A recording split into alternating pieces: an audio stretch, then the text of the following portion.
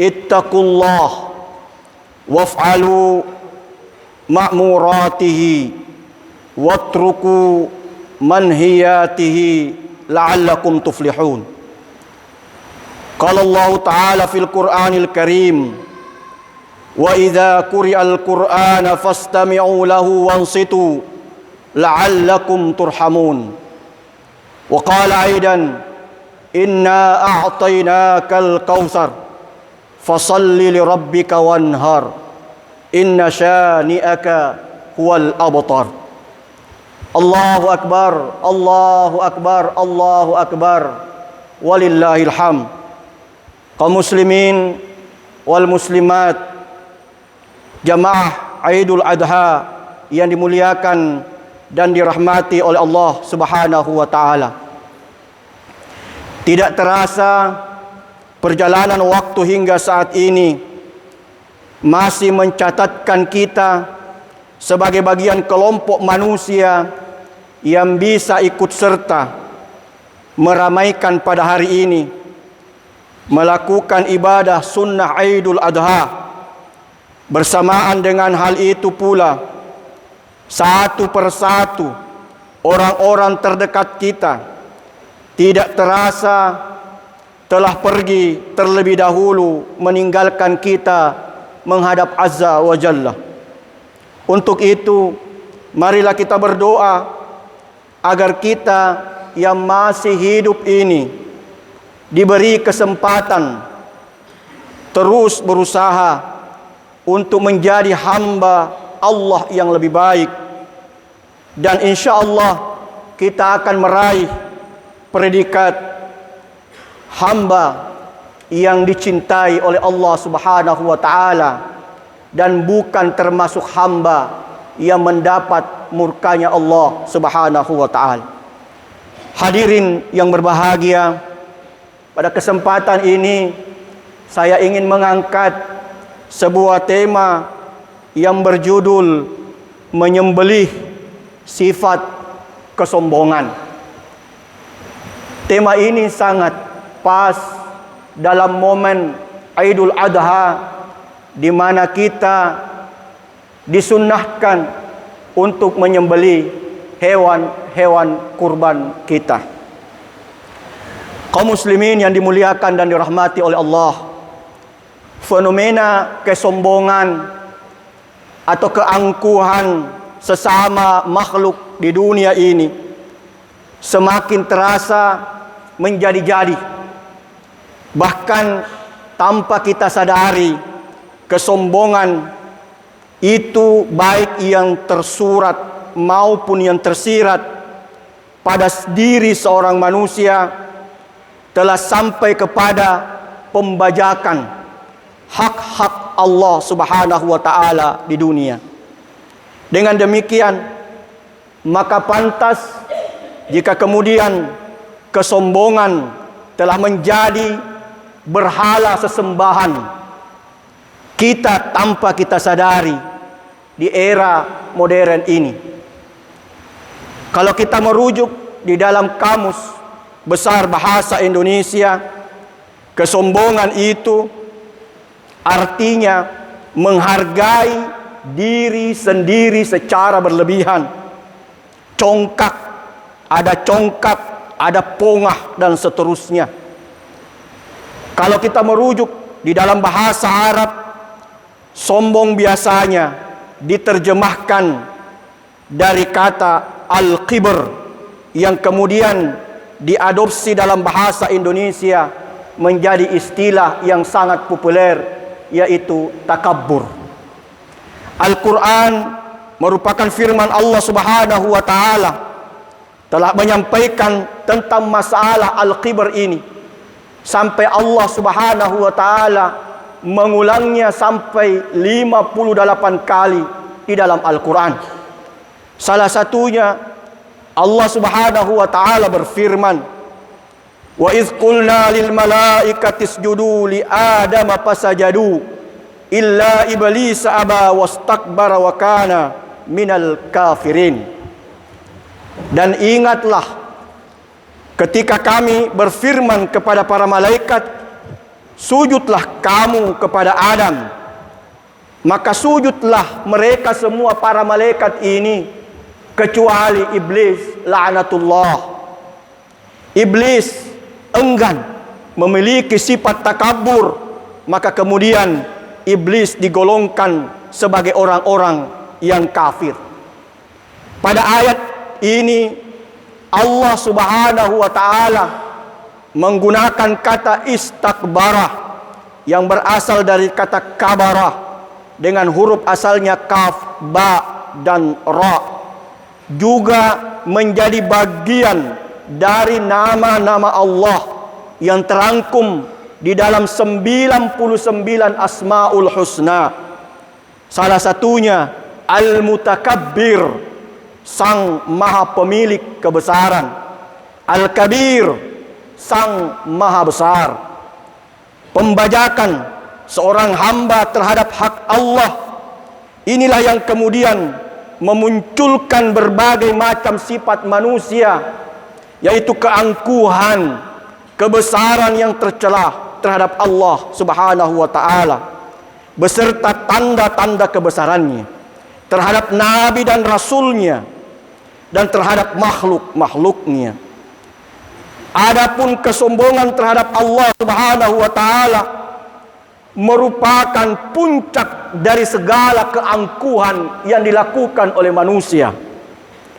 Seperti halnya telah dicontohkan Allah Subhanahu wa taala bagaimana seorang raja di zaman Nabi Ibrahim yang bernama Namrud, yang oleh Allah Subhanahu wa taala menceritakan, alam tara ilal ladzi hajja Ibrahim fi rabbih an atahu Allahul mulk iz qala Ibrahim rabbiyalladzi yuhyi wa yumit qala uhyi wa umit qala Ibrahim fa inna Allah ya'ti bisyamsi minal masyriqi fa'ti biha minal maghribi fahbuital ladzi kafar wallahu la yahdil qaumaz zalimin. Apakah kamu tidak memperhatikan orang yang mendebat Ibrahim? Itulah Namrud, tentang Tuhannya. Namrud mendebat Ibrahim tentang Allah Subhanahu wa taala. Karena Allah telah memberikan kepada orang itu pemerintahan, kekuasaan, jabatan, kekayaan, kehormatan. Ketika Ibrahim mengatakan kepada Raja Namrud, Tuhanku Allah Subhanahu wa taala, dialah yang menghidupkan dan mematikan manusia. Lalu orang sombong itu, Raja Namrud, mengatakan, saya juga dapat menghidupkan dan mematikan. Kemudian Ibrahim lalu berkata, sesungguhnya Allah menerbitkan matahari dari timur. Mampukah engkau menerbitkan dari barat? Lalu orang sombong itu, Raja Namrud ini, kemudian terdiam, dan Allah tidak akan memberi petunjuk kepada orang-orang yang zalim. Kaum muslimin yang dimuliakan dan dirahmati oleh Allah Subhanahu wa taala, berdasarkan fenomena faktual di atas yang kemudian dikuatkan dengan firman-firman Allah Subhanahu wa taala, maka pantas rasanya jika hal tersebut kita kaitkan dengan adanya perintah berkurban di dalam Islam. Dan tentunya melalui khutbah ini, kerangka berpikir filosofis akan menjadi modal dasar dalam melakukan analisa. Maksud saya adalah bahwa saat ini kita sebagai umat Islam sedang terjebak pada ritual keagamaan, senang dengan sifat-sifat menonjolkan aksesori keagamaan. Akan tetapi kita sangat miskin makna dan pemahaman tentang agama kita. Kita sangat senang untuk menyalahkan praktek-praktek ibadah orang lain yang berbeda dengan pendapat kita. Tapi miskin dengan koreksi diri atau introspeksi diri atau muhasabah. Disinilah kemudian hadir sifat-sifat kesombongan yang tidak pernah diketahui sedikit pun bagi kita yang melakukannya. Untuk itulah, untuk memaknai perintah kurban yang lebih humanis, dirasa lebih responsif dengan kondisi saat ini. Jika kita lihat bersama definisi kurban dari segi bahasa, dalam kamus Al-Munawwir disebutkan bahwa kurban berasal dari kata qaruba yaqrabu kurban, artinya dekat dan mendekati. Sedangkan dalam tradisi Arab, menurut Umar Asy-Syatiri, beliau lebih mengistilahkan dengan istilah al-udhuhiyah. Beliau mengatakan, ma yuzbahu minan na'ami taqarruban ila Allah min yaumin nahri ila akhir ayyamit tasyrik. Apa-apa yang disembelih dari binatang ternak untuk mendekatkan diri kepada Allah, mulai pada hari nahar 10 Zulhijjah sampai pada hari akhir tasyrik 13 Zulhijjah. Artinya, jika dilihat dari definisi kurban dan uduhiyah, maka maksud dan tujuan daripada ibadah tersebut adalah semata-mata untuk mendekatkan diri kita kepada Allah Subhanahu wa ta'ala. Apalagi jika kita ingat kembali sejarah hadirnya perintah kurban ini, di mana sifat-sifat ketawaduan, ketundukan total, keikhlasan tertanam dan tumbuh dengan sangat dahsyat hebat di dalam diri seorang manusia bernama Ismail alaihissalam. Perintah Allah Subhanahu wa ta'ala kepada Nabi Ibrahim untuk menyembelih anaknya Ismail, yang jika kita pikirkan sangatlah tidak masuk akal. Akan tetapi tetap ia sampaikan perintah Allah tersebut kepada anaknya, dan dijawab dengan lantang oleh Ismail sebagaimana yang diceritakan oleh Allah Subhanahu wa ta'ala. Falamma balaga ma'ahu sa'ya qala ya bunayya inni ara fil manam inni azbahuka fanzur madza tara. Qala ya abati if'al ma tu'mar satajiduni insyaallahu minas salihin minas sabirin. Maka tak kala anak itu sampai pada umur yang sudah sanggup, yang sudah bisa membantu pekerjaan orang tuanya bersama orang tuanya Ibrahim. Kemudian Ibrahim berkatalah kepada anaknya, hai anakku, sesungguhnya aku melihat di dalam mimpiku bahwa aku menyembelihmu, maka pikirkanlah bagaimana pendapatmu. Ismail kemudian menjawab, bapakku, kerjakanlah apa yang diperintahkan Allah kepadamu. Insya Allah kamu akan mendapatiku termasuk orang-orang yang sabar. Karena sikap dan sifat yang begitu mulia yang ditunjukkan oleh Nabi Ismail tersebut, maka kemudian Allah Subhanahu wa ta'ala mengubah kurban Ismail itu dengan sebuah kibas yang sangat besar. Diceritakan oleh Allah Subhanahu wa ta'ala dalam ayat wa fadainahu bizibhin azim, dan kami tebus anak itu dengan seekor sembelihan yang besar. Allahu akbar, Allahu akbar, Allahu akbar, walillahil hamd. Jamaah salat Idul Adha yang dimuliakan dan dirahmati oleh Allah Subhanahu wa ta'ala.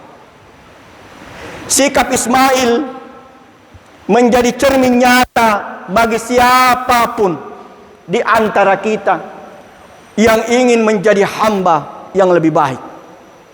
Sebuah sikap yang mungkin sangat sulit untuk kita praktekkan saat ini, di mana semua kehendak sifat-sifat manusianya sudah takluk, sudah tunduk di bawah kehendak Allah Subhanahu wa taala. Semua yang diucapkannya adalah karena Allah Subhanahu wa taala. Semua yang ia kerjakan adalah karena Allah Subhanahu wa taala. Dan seluruh sifatnya masuk kepada sifat-sifat Allah. Inilah yang kita kenal dengan istilah lillahi ta'ala. Inilah sebenarnya ajaran tauhid yang diajarkan oleh Nabiullah Ismail dan diteruskan oleh baginda Muhammad sallallahu alaihi wasallam, dan hasil yang diraih olehnya sesuai yang diajarkan oleh Allah di dalam Al-Quran. Rabbana atina fid dunya hasanah wa fil akhirati hasanah wa qina azaban nar. Ya Tuhan kami, berilah kami kebaikan di dunia dan kebaikan di akhirat. Peliharalah kami dari siksa api neraka. Inilah sebenarnya makna dari kurban yang sesungguhnya yang harus dihadirkan saat ini. Kurban yang betul-betul menyembelih, kurban yang betul-betul menyembelih semua sifat kesombongan yang ada pada diri kita sebagai manusia. Kurban yang bukan saja sekedar menjalankan ritus, keinginan untuk menonjolkan diri, baik dari segi harta, jabatan, ilmu yang tinggi. Tetapi di lain itu, kita juga harus mampu merasakan susah dan getirnya kehidupan orang-orang miskin di sekitar kita. Karena sesungguhnya rasa dari sebuah kemiskinan seperti teriakan hewan kurban yang sedang disembelih. Maka pantaslah jika kita sebagai seorang manusia berjalan di buminya, apakah pantas kita sebagai seorang manusia yang berjalan di muka bumi ini dengan sikap sombong dan angkuh? Na'udzubillah, summa na'udzubillah. Fenomena sikap sombong di masyarakat kita sangat begitu tinggi. Jabatan yang sifatnya sementara begitu sengaja ditonjol-tonjolkan sehingga tidak lagi merasa takut untuk melakukan sesuatu yang buruk, korupsi umpamanya. Kekayaan yang sifatnya tidak kekal begitu dipamer-pamerkan sehingga mampu menindas orang-orang yang lemah. Di antara mungkin kita saat ini masih ada rasa risih untuk kumpul dan bersama-sama dengan orang-orang yang tidak memiliki apa-apa atau miskin. Orang-orang miskin juga merasa malu untuk dapat bertemu dengan siapapun yang tingkat sosialnya lebih tinggi. Meskipun sesungguhnya kita masih ada hubungan keluarga dengannya. Urusan kantor, jika bukan dengan orang-orang yang terpandang, apalagi jika tidak beruang atau berduit, maka wujudnya sama seperti tidak adanya. Wujuduhu ka'adamihi. Mereka seringkali kemudian tidak dianggap sebagai manusia. Jika ini yang terjadi kaum muslimin, maka masih pantaskah kita berkeyakinan untuk menjadi penghuni surganya Allah Subhanahu wa taala? Atau apakah sesungguhnya kita ini adalah kayu bakarnya neraka jahanam yang dijanjikan oleh Allah Subhanahu wa taala? Untuk itu hadirin, menyembelih kurban dengan menyembelih semua sifat-sifat kesombongan dan keangkuhan yang sesungguhnya sudah menjadi berhala kita dalam kehidupan ini. Sesungguhnya sama wajibnya dengan perintah untuk berkurban dengan menyembelih hewan-hewan kurban kita.